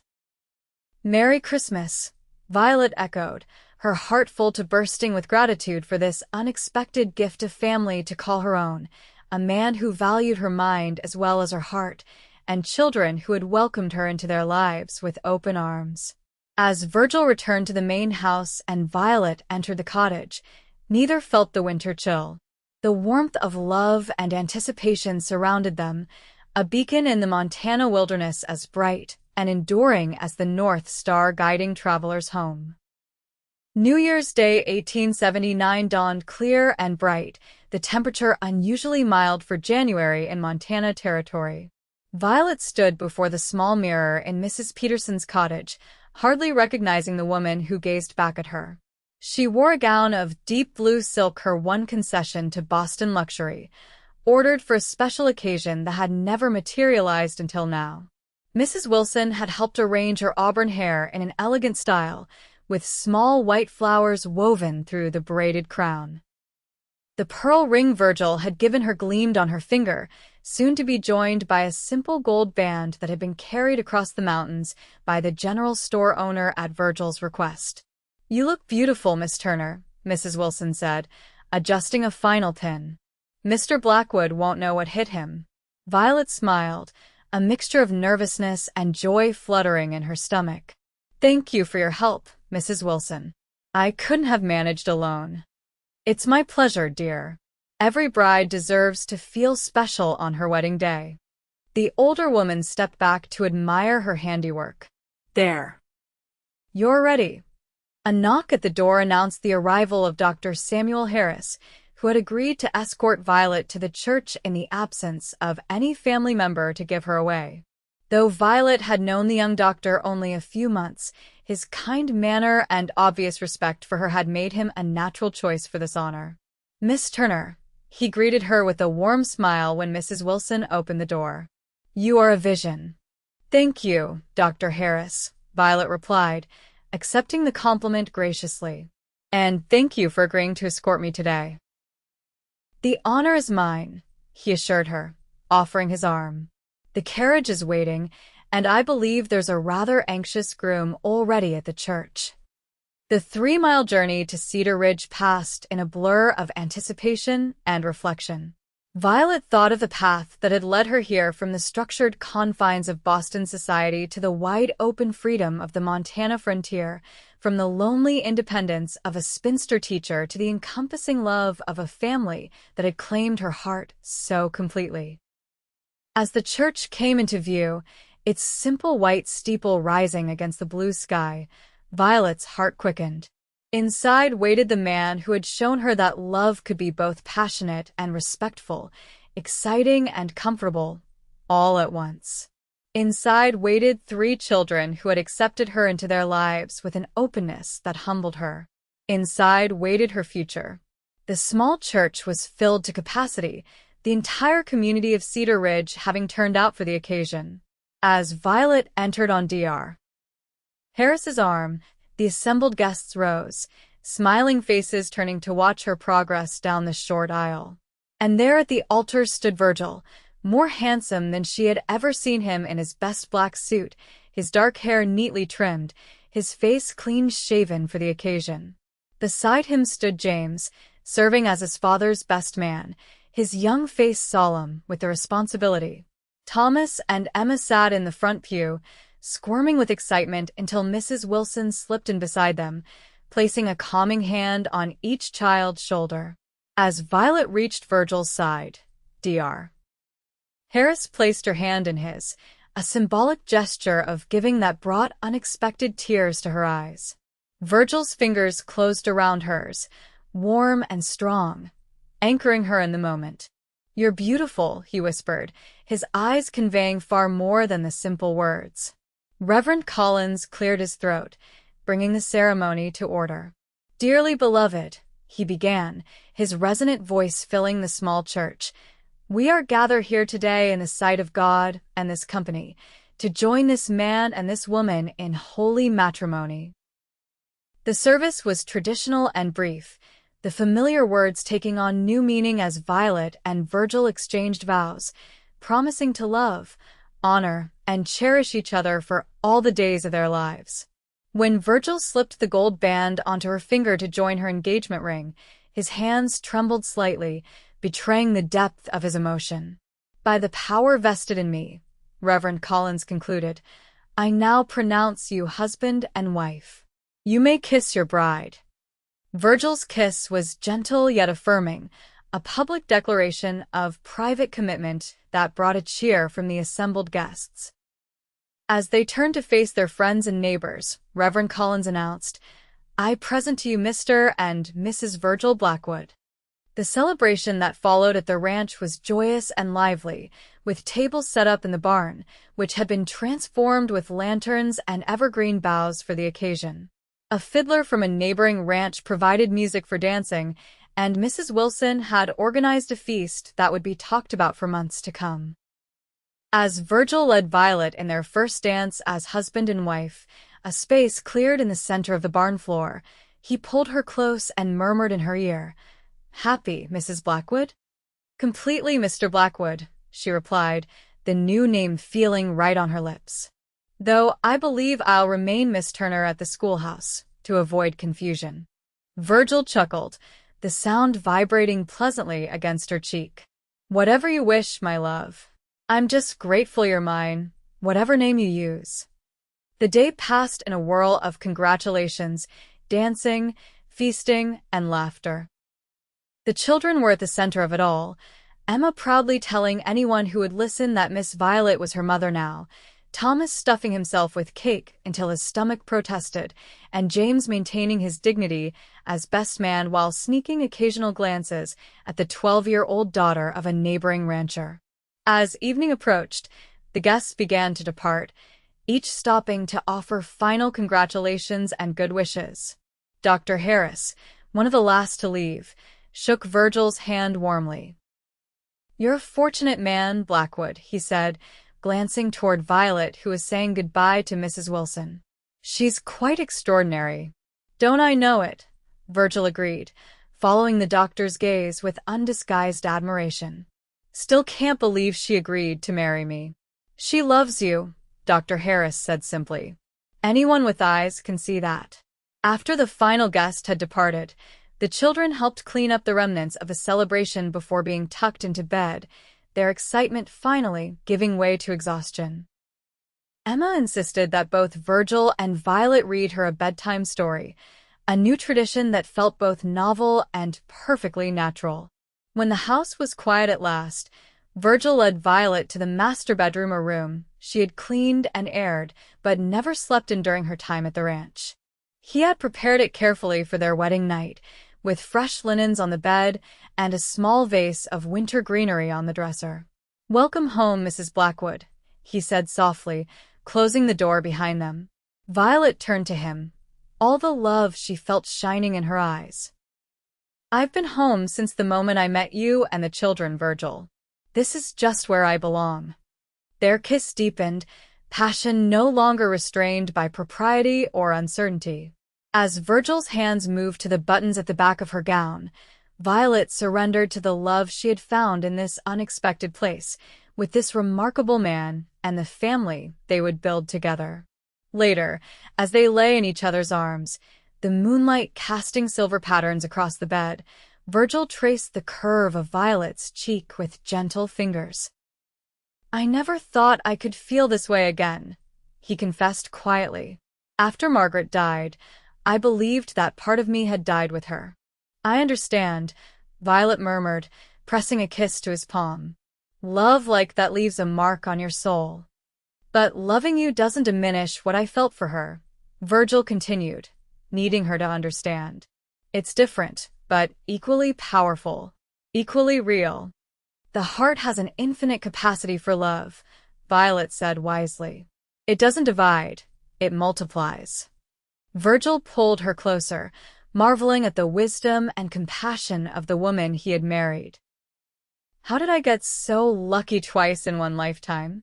"Not luck," Violet corrected gently. "Grace." The word hung between them, perfect in its simplicity and truth. Grace had brought them together, grace and circumstance, need and opportunity, all woven into the tapestry of their shared destiny. As they drifted toward sleep, entwined in each other's arms, Virgil whispered a silent prayer of gratitude for second chances and new beginnings, for a love that had been born from sorrow, but which now bloomed with promise and joy. The first months of marriage brought adjustments for the newly formed Blackwood family. Violet moved her belongings from the cottage to the main house, her books and teaching materials finding a home in the small study off the parlor. The children adapted quickly to having her permanently under their roof, though occasional reminders of their changed circumstances would arise. "Do I call you Mother now?" James asked one evening as Violet helped him with a particularly challenging mathematics problem. Violet considered the question carefully, respecting the thoughtful nature of the boy who was quickly growing into a young man. "You can call me whatever feels right to you, James. Violet is fine, or Miss Violet as you're used to. Mother, if you wish, or perhaps Ma Violet, to distinguish from your memories of your mother." James nodded, seeming satisfied with the options. "I think Ma Violet might be good. For now." "For now is perfect," Violet agreed, understanding the boy's need to maintain some connection to his birth mother while acknowledging his growing bond with his stepmother. Thomas and Emma had fewer reservations, adapting Ma Violet with enthusiasm and occasionally shortening it simply to Ma when excited or in need of immediate attention. Spring arrived early that year, bringing new life to the ranch. Calves were born, fields turned green, and wildflowers carpeted the hillsides in vibrant colors. With the better weather came increased activity on the ranch, as Virgil worked to expand his herd and improve the property. Violet continued teaching at the schoolhouse during the day, bringing Emma with her as they had established, while taking on the full responsibilities of a rancher's wife in the mornings and evenings. The dual role was demanding but deeply satisfying, allowing her to maintain her professional identity while embracing her new family life. One warm April evening, as Violet and Virgil sat on the porch watching the sunset, she broached a subject that had been on her mind for several weeks. "Virgil," she began, her voice containing a hint of nervousness, "I've been thinking about the future. About our family." He turned to her, attentive as always. "What about it?" "I've noticed some changes in myself lately," she said carefully. "And Dr. Harris confirmed my suspicions yesterday when I stopped by his office after school." Virgil's expression changed from curiosity to dawning realization. "Violet, are you saying?"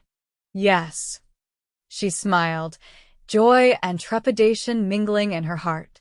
"We're going to have a baby. In November, Dr. Harris estimates." For a moment, Virgil seemed frozen, his expression unreadable. Then, without warning, he swept her into his arms, lifting her from her chair and spinning her in a circle on the porch. "Virgil." Violet laughed, clinging to his shoulders. "Put me down this instant." He complied, but kept his arms around her, his face alight with happiness. "A baby," he murmured, one hand moving to rest gently on her still, flat stomach. "Our baby. Are you pleased, then?" Violet asked, though his reaction had made the answer obvious. "Pleased doesn't begin to describe it," Virgil assured her, kissing her softly. "I'm overjoyed, my love." "And the children? How do you think they'll react?" Virgil considered this. "James might be a bit reserved at first, but he'll come around. Thomas will have 1,000 questions about how babies are made, which I'll leave to you to answer." This earned him a playful swat on the arm. "And Emma will be ecstatic to no longer be the youngest. Should we tell them together? Tonight?" "No time like the present," Virgil agreed, leading her back inside where the children were engaged in their evening activities, James reading by the fire, Thomas constructing an elaborate fort with wooden blocks, and Emma attempting to teach her doll to read. "Children," Virgil called, gaining their attention. "Ma Violet and I have some news to share." 3 pairs of eyes turned to them expectantly. Violet stepped forward, her hand finding Virgil's for support. "Our family is going to grow," she announced, her voice warm with emotion. "By the end of the year, you'll have a new brother or sister." Emma was the first to react, jumping to her feet with a squeal of delight. "A baby! Like my doll, but real." Thomas's eyes widened. "Where are you keeping it now? Is it in your tummy, like the calf was in Bessie's tummy?" Violet bit back a laugh at the practical question. "Yes, Thomas, something like that." James remained quiet, his expression thoughtful. "Will you still have time for us?" he finally asked, the question revealing his underlying concern. "With teaching and a new baby?" Violet crossed to him, kneeling beside his chair. "James, my heart has room for all of you.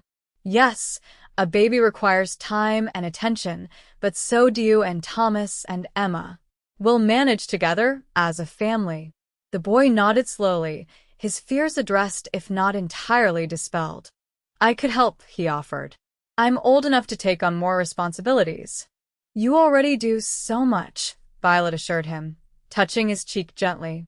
"But yes, we'll all need to help each other even more when the baby comes." As the children peppered them with questions, would it be a boy or a girl? Could they name it? Would it sleep in Emma's room? Virgil watched Violet handle each inquiry with patience and honesty. She was a natural mother, balancing affection with guidance, never talking down to the children but meeting them at their level of understanding.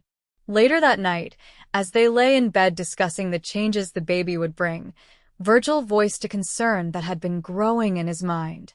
"Will you continue teaching after the baby is born?" he asked, his hand resting protectively over her abdomen. Violet had been pondering this question herself. "Not immediately," she replied. "I'll need time with the baby, of course. But eventually, yes, I hope to return to the schoolhouse.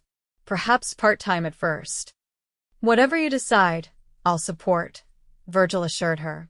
"Though I admit, The thought of you trying to manage teaching, 3 active children, and a newborn concerns me. We may need help, Violet acknowledged. Perhaps a local girl who could assist with household duties or mind the baby during school hours. We'll find a solution, Virgil promised, pulling her closer. Together. As spring gave way to summer, Violet's condition became increasingly apparent. The community of Cedar Ridge responded with warm congratulations and practical assistance. Mrs. Wilson organized a sewing circle to prepare baby clothes and blankets, while several of the ranchers' wives shared advice and remedies for managing the discomforts of pregnancy. The children's reactions evolved as the reality of the coming baby became more tangible. James took his role as oldest brother even more seriously, often stepping in to help with Thomas and Emma when Violet was tired.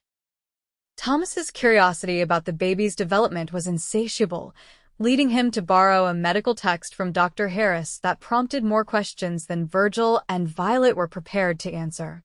Emma, delighted with the prospect of no longer being the youngest, spoke to Violet's growing belly daily, sharing stories and secrets with her unborn sibling. As August heat gave way to September coolness, preparations for the baby intensified. Virgil repaired and refinished the cradle that had held all 3 of his children, while Violet transformed a corner of their bedroom into a nursery area with a changing table and rocking chair. The school board, informed of Violet's condition, arranged for a substitute teacher to take over her duties from mid-October through the end of the year, with the understanding that Violet would return, at least part-time, in the spring term. Mrs. Anderson is a capable teacher, Violet told Virgil after meeting her replacement. She taught in Virginia before moving west with her husband. The children will be in good hands. But they'll miss you, Virgil observed, noting the wistful tone in her voice.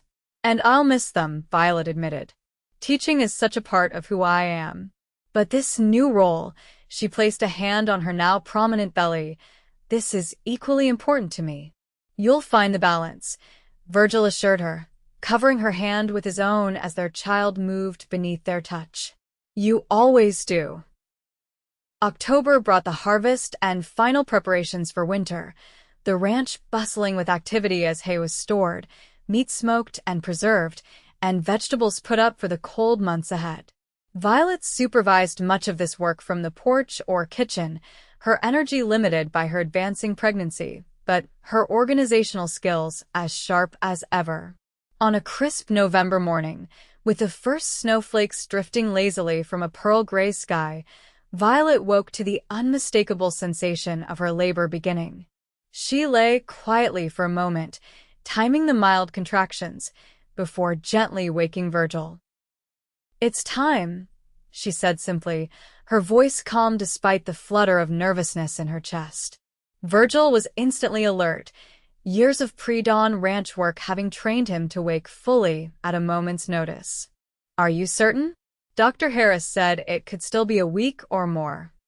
The baby has its own schedule, Violet replied with a small smile. But there's no rush. First babies often take their time. Would you ask James to ride for Dr. Harris while you help me prepare? The next hours passed in a blur of activity and waiting. The children were sent to the Wilsons' home in town. The bedroom was prepared according to Dr. Harris's instructions, and water was heated on the stove. Mrs. Wilson arrived to assist, having helped at many births in the community. Violet's labor progressed steadily throughout the day, her calm demeanor occasionally giving way to grimaces of pain as the contractions intensified. Virgil remained by her side, his strong hands supporting her back, his voice a constant reassurance in her ear. As evening approached, the labor entered its final, most intense phase. Dr. Harris, who had been monitoring Violet's progress, now took a more active role, positioning himself at the foot of the bed while Mrs. Wilson prepared clean linens and Virgil supported Violet's shoulders. You're doing beautifully, Mrs. Blackwood, the doctor encouraged. Just a few more strong pushes. Violet, exhausted but determined, gathered her remaining strength. With Virgil's hand clasped tightly in hers, She bore down with all her might, a cry of effort escaping her lips. And then, suddenly, a new cry filled the room, indignant, powerful, alive. A daughter, Dr. Harris announced, lifting the squalling infant for her parents to see. A perfect little girl. Tears streamed down Violet's face as the baby was placed on her chest, tiny and red-faced, her cries subsiding as she felt her mother's warmth.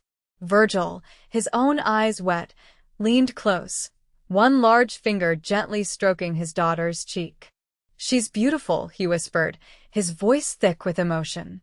"Just like her mother." After the necessary medical attention had been given to both mother and child, after Mrs. Wilson had helped clean and swaddle the baby, and after Dr. Harris had pronounced both in excellent health, the new parents were left alone with their daughter. "What shall we name her?" Virgil asked, perched on the edge of the bed as Violet nursed the infant for the first time. They had discussed names during the pregnancy, but had reached no firm decision, wanting to meet their child before making the final choice. Violet studied the tiny face, noting the wisp of dark hair, the perfect bow of her lips, the determined set of her chin. "I was thinking of Hope," she said softly, "because that's what she represents for all of us." "Hope," Virgil repeated, testing the name. "Hope Blackwood. It's perfect." "Hope Margaret Blackwood," Violet amended, her eyes meeting his. "To honor her first mother, who will always be part of our family story." Emotion welled in Virgil's chest at this gesture of love and respect for the woman who had given him his first 3 children. "Thank you," he managed, his voice barely above a whisper. Violet reached for his hand, drawing him closer. "Our family is built on love, past, present, and future. Hope embodies all of that." The next morning, James, Thomas, and Emma were brought home to meet their new sister. They crowded around the bed, where Violet sat propped against pillows, the baby cradled in her arms. "She's so tiny," Emma whispered, standing on tiptoe to peer at the infant.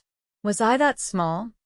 "Even smaller," Virgil told her, lifting her up for a better view. "You were born a bit early, remember?"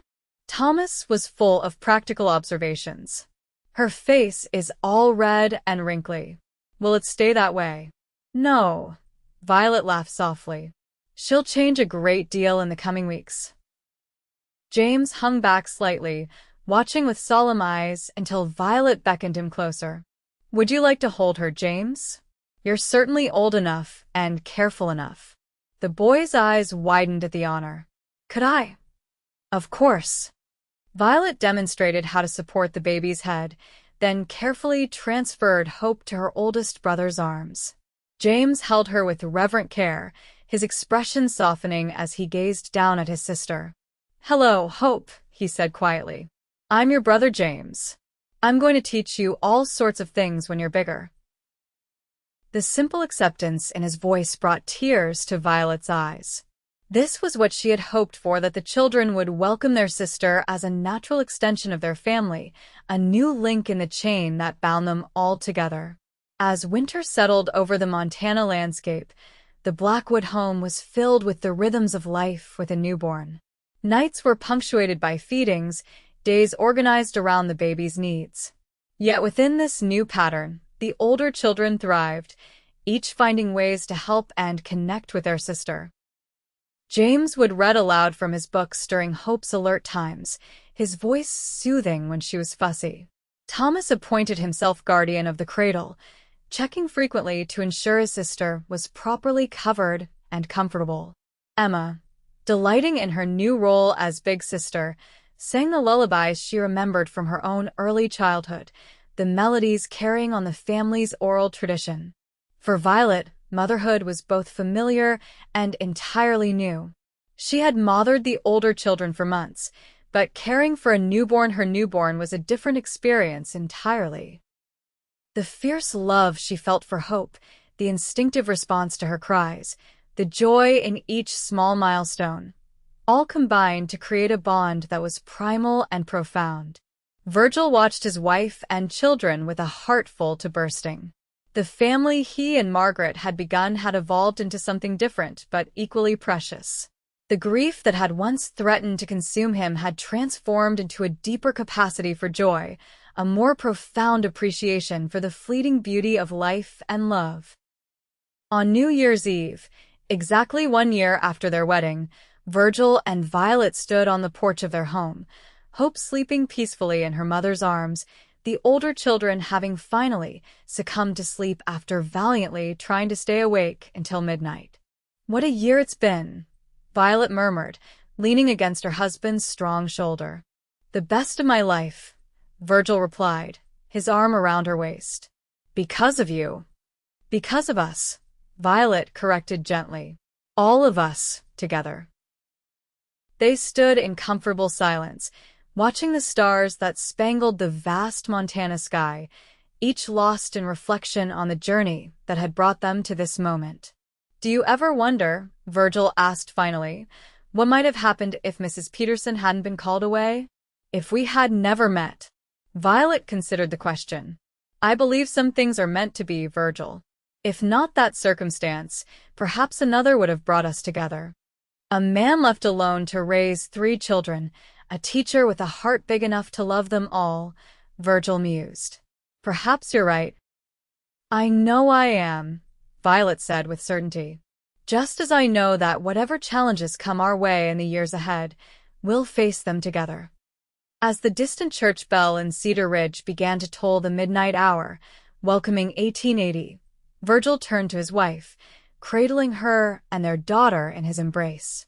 "Happy anniversary, Mrs. Blackwood," he whispered, his lips finding hers in a kiss that spoke of promises kept and dreams fulfilled. "Happy anniversary, Mr. Blackwood," Violet replied when they parted, her eyes reflecting the starlight and the love that had transformed both their lives. In the quiet house on the Montana frontier, with children sleeping peacefully and hope cradled in their arms, Virgil and Violet Blackwood stood on the threshold of a new year and a future bright with possibility, a future built on the foundation of a love that had healed past wounds and opened their hearts to joy once more. The winter snow eventually melted, giving way to the lush greenery of spring. Hope grew stronger each day, her dark hair thickening into curls that reminded everyone of her father, while her expressive green eyes were unmistakably her mother's. By her 6th month, she was sitting up, reaching for her siblings, and filling the house with infectious laughter. As promised, Violet returned to teaching part-time when Hope was 5 months old, with the help of a neighboring rancher's daughter who came to mind the baby 3 days a week. The arrangement allowed Violet to maintain her professional identity while still having ample time with her growing family. Life on the Blackwood Ranch settled into a rhythm that accommodated everyone's needs and abilities. James, now 11, took on more responsibilities with the cattle, learning the business from Virgil with a seriousness that belied his age. Thomas channeled his boundless energy into practical projects, showing a surprising talent for woodworking that Virgil encouraged. Emma, thriving in her role as big sister, developed a nurturing nature that manifested in care for the smaller animals on the ranch and, of course, for baby Hope. One warm evening in June, as Violet sat on the porch nursing Hope before bedtime, Virgil joined her, his day's work finally complete. "The new pasture fence is finished," he announced, settling into the chair beside her. "And the north herd looks good. Should have a strong calf crop this year." "That's wonderful," Violet replied, shifting Hope to her shoulder to burp. "James mentioned you might be considering buying the Peterson property now that it's officially for sale." Virgil nodded, reaching out to stroke Hope's back. "Been thinking about it. It would nearly double our grazing land, give us room to expand the herd significantly." "Can we afford it?" Violet asked practically. "The cattle prices have been strong, and I've been setting aside funds since last fall," Virgil explained. "With a small loan from the bank in Helena, I think we can manage it." Violet considered this. More land means more work. Would you hire help? Thought about that too. Young Jackson Miller is looking for steady work. His father's farm is too small to support him now that he's grown. He's a good worker, knows cattle.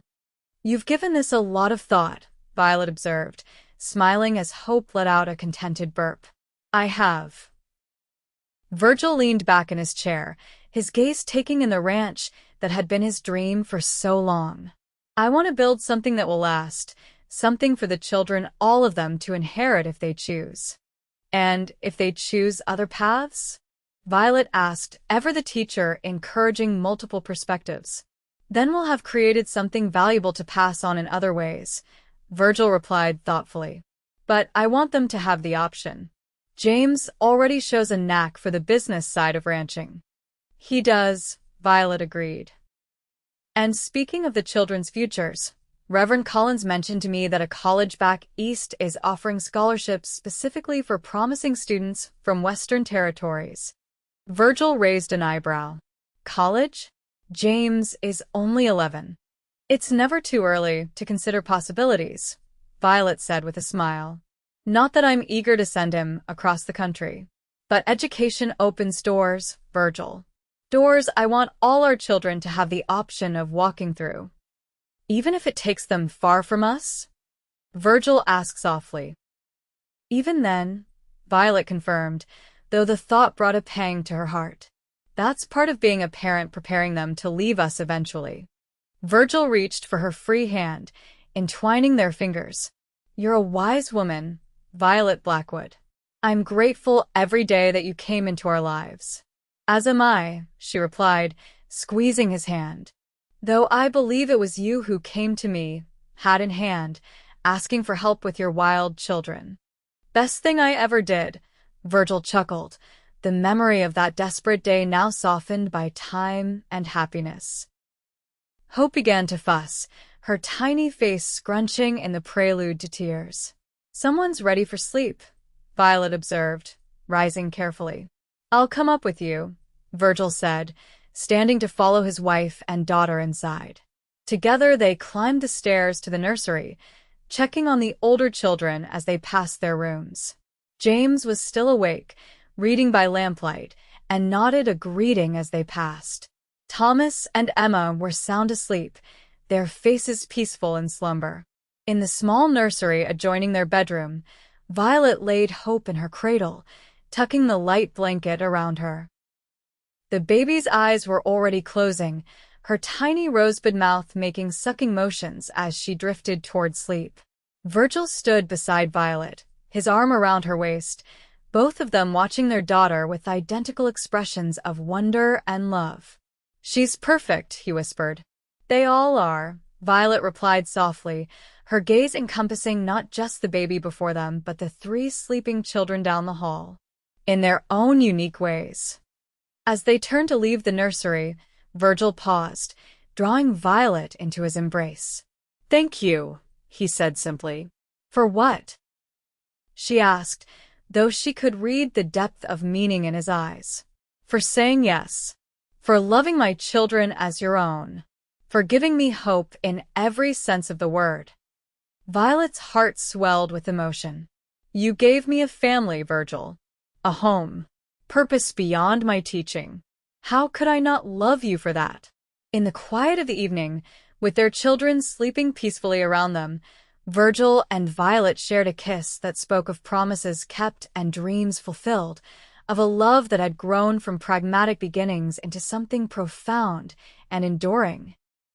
Outside, the Montana stars shone bright in the vast sky, bearing witness to the family that had been forged from grief and loneliness into joy and connection. On the Blackwood Ranch, where once a mourning father had struggled alone with 3 motherless children, now stood a home filled with love, laughter, and hope for the future. And in the years to come, as the children grew and the ranch prospered, as challenges were met and victories celebrated, Virgil and Violet would look back on that fateful day when a desperate father sought help from a newly arrived teacher and marvel at how the simplest beginnings can lead to the most beautiful endings. Or rather, not endings at all, but new chapters in a story that would continue through generations, a legacy of love that began when a teacher took the hands of 3 children, and in doing so, claimed the heart of the man who had thought his capacity for love was buried with his first wife. Some might call it chance, others destiny. But for the Blackwood family, it was simply their story, unique, imperfect, and infinitely precious.